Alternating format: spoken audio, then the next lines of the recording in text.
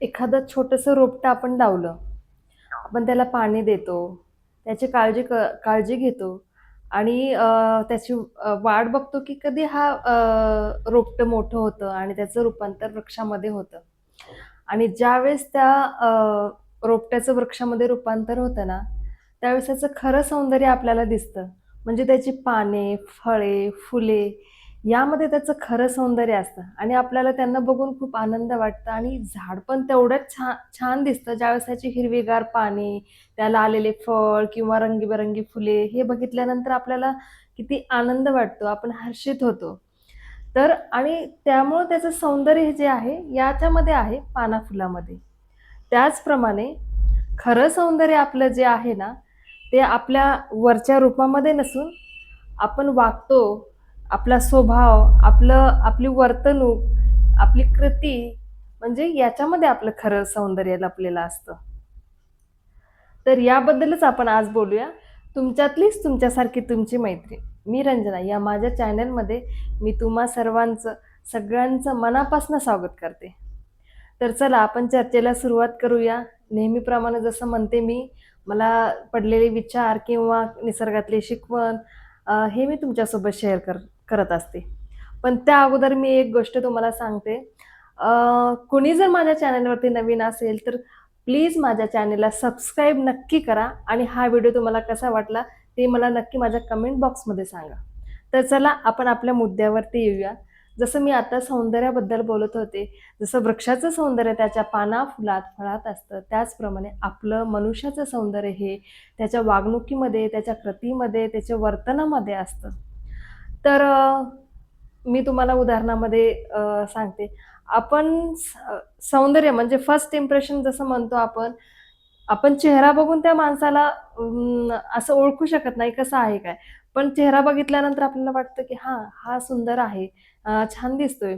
पण ज्यावेळेस आपण त्यांच्यासोबत थोडंसं आपण वेळ घालवतो, त्यावेळेस आपल्याला कळतं, की कसं आहे, म्हणजे कशावरून? तर त्याचं वर्तन कसं आहे. जर समजा तो दिसायला खूप सुंदर आहे, पण त्याचे वर्तन चांगले नसेल, म्हणजे जरा थोडासा रागीट असेल, तो उलटं-पालटं बोलत असणार किंवा एक दुसऱ्याचा आदर करत नसणार, तर तो आपल्याला सुंदर वाटणार आहे का? नाही, नक्कीच सुंदर नाही वाटणार आपल्याला. तर खरं सौंदर्य जे आहे, ते आपल्या वर्तनामध्ये असतो. एखादा समजा दिसायला आपल्याला एवढा विशेष नाही वाटला, पण त्याचं वागणूक जर व्यवस्थित असेल, म्हणजे तो सभ्य असेल, एखाद्याचा आदर करत असेल किंवा दुसऱ्यांची मदत वगैरे करत असेल, तर ते सौंदर्य आपण खरं म्हणू शकतो. आणि माहिती आहे का, ज्यावेळेस आपण एखाद्याला भेटतो ना, तर त्यावेळेस आपल्याला त्याचा चेहरा लक्षात राहतो का? नाही राहत. म्हणजे जर आपण त्यांना वारंवार भेटत असेल, तर आपण त्या त्या लोकांना आपण कुठे दिसेल, तर आपण ओळखू शकतो किंवा त्याची ओळख आपण सांगू शकतो.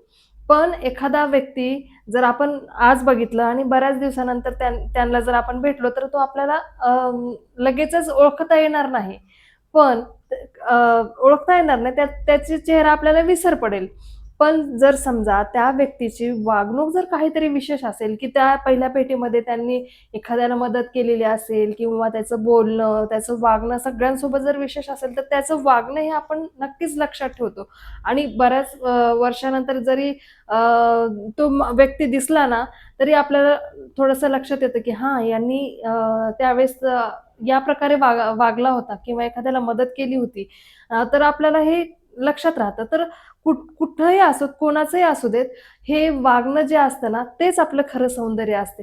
ना की आपण वर जे दिसतो ना, ते सौंदर्य आपलं तात्पुरतं असतं असं म्हणू शकतो आपण. कारण की जसं मनुष्याचे आपले वेगवेगळे टप्पे पडतात. म्हणजे बालपण, तरुण वय, वृद्धापन हे पडतं. तर हे जे वरचं आपलं दिसणं जे आहे, ते हे आपल्याला कायमस्वरूपी आपल्यासोबत राहत नाही. अ, तारुण्यामध्ये जसं माणूस दिसतो त्याचप्रमाणे वृद्धापनामध्ये तो दिसत नाही. तर ते तिथून म्हणजे थोडंसं कमी होतं. तिथं सौंदर्य त्याचं कमी दिसतं. पण जर आतून जे सौंदर्य आहे, त्याचं वागणं, त्याचं बोलणं किंवा त्याचा सभ्यपणा किंवा एखाद्याला दुसऱ्याला मदत करण्याची वृत्ती, हे जे आहे, भले जरी त्याचं वय जरी वाढलेलं असेल, तर त्याची वागणूक तशीच राहणार आहे आणि तीच खरी आपली जी आहे आपलं खरं सौंदर्य आहे. जे आपल्याला आपल्यासोबत कायम राहणार आहे आणि ती आपली एक ओळख बनणार आहे, जी ओळख आपल्याला अ, कायमस्वरूपी राहणार आहे ती ओळख आणि ती ओळख सहजासहजी मिटणार नाही. कारण की सौंदर्य हे कमी होऊ शकतं, पण आपलं वर्तन जे आहे ते आपलं शेवटपर्यंत आपल्यासोबत तसंच राहतं. जरी आपल्या शेवट मृत्यू झाल्यानंतर आपली काया जरी तिथे नसल्या, आपण जरी तिथे नसलो तरीही आपलं वर्तन जे आहे, आपली वागणूक जे आहे, हे आपण गेल्यानंतर सुद्धा आपलं तिथंच राहतं. तर खरं सौंदर्य झालं ना, तर हेच आहे, की आपला जे आतून विचार वगैरे आहेत, हेच आपले खरे सौंदर्य आहेत.